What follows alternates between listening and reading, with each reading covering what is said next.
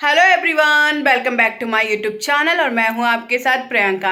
यहाँ सुबह के बज रहे हैं 9 और मैं रेडी नहीं हुई हूँ, अभी सोकर उठी हूँ क्योंकि आज है हवन 10 बजे। तो पहले मैं बाहर जाती हूँ, देखती क्या क्या तैयारी हुई है क्या क्या नहीं, उसके बाद मैं आऊँगी। फिर फटाफट नहा धोकर तैयार होकर फिर मुझे पूजा के लिए हलवा भी बनाना है, बहुत कुछ करना है। तो चलती हूँ, सबसे पहले बाहर देखती हूँ कि मम्मी पापा क्या कर रहे हैं, उसके बाद मैं अंदर आके आराम से नहा धोकर रेडी होकर फिर किचन में जाऊंगी।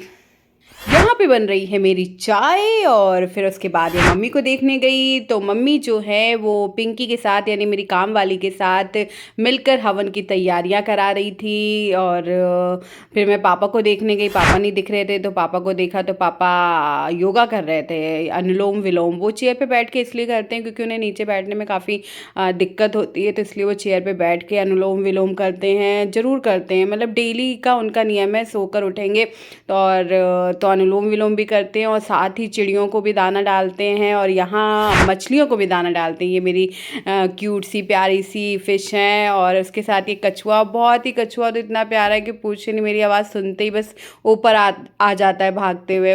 और बहुत ही क्यूट है, बहुत ही प्यारा है। और फिर उसके बाद मैंने सोचा कि चलो भाई अब यश को भी जगाया जाए, टाइम हो रहा है जल्दी। और ये मैं यश को उठाने गई। नो नहीं उठो, बहुत टाइम हो गया है।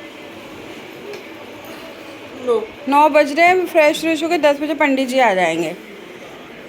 ये नो क्या होता है, नो क्या होता है। और यहाँ मैं नहाकर भी आ गई, फिर भी यश अभी तक नहीं उठा है। और मैंने कहा अब उठ जाओ यार, बहुत टाइम हो गया है, वरना पापा गुस्सा करेंगे अगर लेट हो जाएगा हवन के लिए। फिर किचन में आ गई। किचन में आकर मैंने सबसे पहले हलवा बनाया।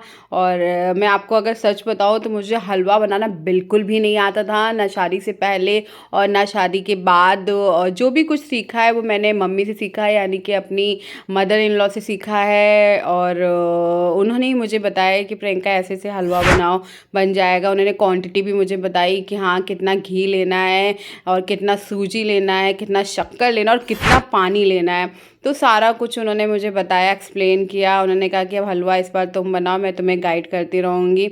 और ये देखिए मैं हलवा बना रही हूँ नाचती कूदती हुई और अच्छा लग रहा था कि चलो ठीक है यार, प्रसाद के लिए हलवा बना रही हूँ, बहुत अच्छा भी फील हो रहा था, नहा धोकर अच्छे से पूजा के लिए हलवा बना रही। और ये मेरा हलवा बन रहा है। कैसा बनता है ये तो मुझे नहीं पता, बट हाँ कोशिश पूरी है। फिर मम्मी को फिर भी चैन नहीं था, मम्मी ने कहा कि लाओ अच्छा मैं देख लेती हूँ कैसे बना रही कैसे नहीं। फिर मम्मी मुझे बता रही थी कि हाँ कैसे कैसे, मतलब कितना चौथाई पानी लेना है, कितना तिहाई चीनी लेना है, ये सारा कुछ। और यहाँ हमारा हलवा बनकर रेडी हो गया। हलवा बनकर रेडी हो गया। फिर उसके बाद यहाँ पे पंडित जी भी आ गए थे और वो भी हवन की तैयारी शुरू हो गई थी, सभी लोग आ गए थे। हमने ज़्यादा लोग को नहीं बुलाया था, ये चाची जी हैं मेरी और चाचा जी और पास के अंकल आंटी, इनको ही बुलाया था। फिर यहाँ पे हवन शुरू हो गया है। हमारे हवन से पहले सबसे पहले जिसका बर्थडे होता है उसको माला पहनाते हैं, माला पहनाने के बाद हवन होता है।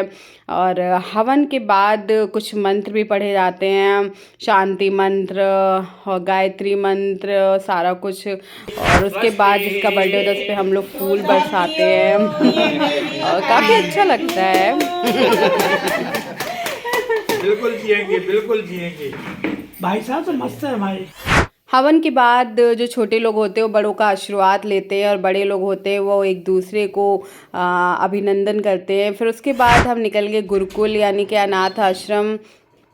अनाथ आश्रम कह लीजिए या गुरुकुल कह लीजिए। यहाँ पे पापा आए हैं अपने जन्मदिन के उपलक्ष्य पे बच्चों को सेब बांटने के लिए, क्योंकि वो हर बार अपने जन्मदिन पर कुछ ना कुछ बच्चों को बांटते हैं। कभी सर्दी में तो कभी कभी वो कंबल भी बांटते हैं और कभी फ्रूट्स, कभी खाना, मतलब जो भी उनको लगता है अपनी श्रद्धा के हिसाब से वो बच्चों को देते हैं। और ये हम आ गए यहाँ पे पापा लेकर आए सेब बच्चों को बांटने के लिए। और बच्चे, सबसे अच्छी बात थी कि बच्चे उस समय लंच कर रहे थे, उनको फिर हमने सेब बांटा। फिर उसके बाद हम आ गए शॉपिंग के लिए, क्योंकि आपको पता ही है कल के ब्लॉग में आपने देखा भी होगा कि मम्मी की शॉपिंग रह गई थी। तो पापा ने कहा नहीं, इनको भी दिलाना है, कैसे भी इनको पसंद कराओ, टाइम निकालो और इनको भी दिलाना है मेरे बर्थडे पे, मम्मी क्यों रह जाए। फिर मम्मी ने फाइनली कुछ कुछ सूट देखे और उनको पसंद भी आए और उन्होंने शॉपिंग कर ली। फिर हम घर आ गए। घर आने के बाद हमने शाम की बर्थडे की तैयारी की। ये पापा का केक है और उसके साथ हमने टोपी भी ले आए थे। शाम को चाचा चाची भी आ गए थे और ये हो रहा है cake cut. Happy birthday to you.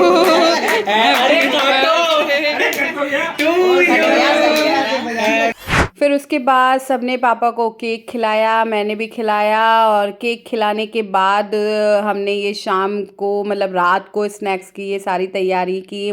कुछ नॉनवेज था, कुछ वेज के आइटम से और इस तरह से हम सबने पापा का बर्थडे एंजॉय किया। सो गाइस आज का ब्लॉग यहीं एंड करते हैं। आज का दिन बहुत ही अच्छा रहा, हवन हुआ, फिर हम वहाँ पे गए अनाथ आश्रम यानी गुरुकुल, वहाँ पे भी हमने बच्चों को फ्रूट्स बांटे, फिर शॉपिंग के लिए गए, बहुत कुछ एंजॉय किया। तो आज का दिन बहुत ही अच्छा था और अभी बज रहे हैं रात के 11 और नींद भी बहुत तेज़ की आ रही है, बट अभी वीडियो भी एडिट करना है, उसके बाद ही सोऊंगी। सो गाइस आज का ब्लॉग यहीं एंड करते हैं, कल फिर मिलेंगे अपने नए ब्लॉग में, तब तक के लिए bye, take care, good night.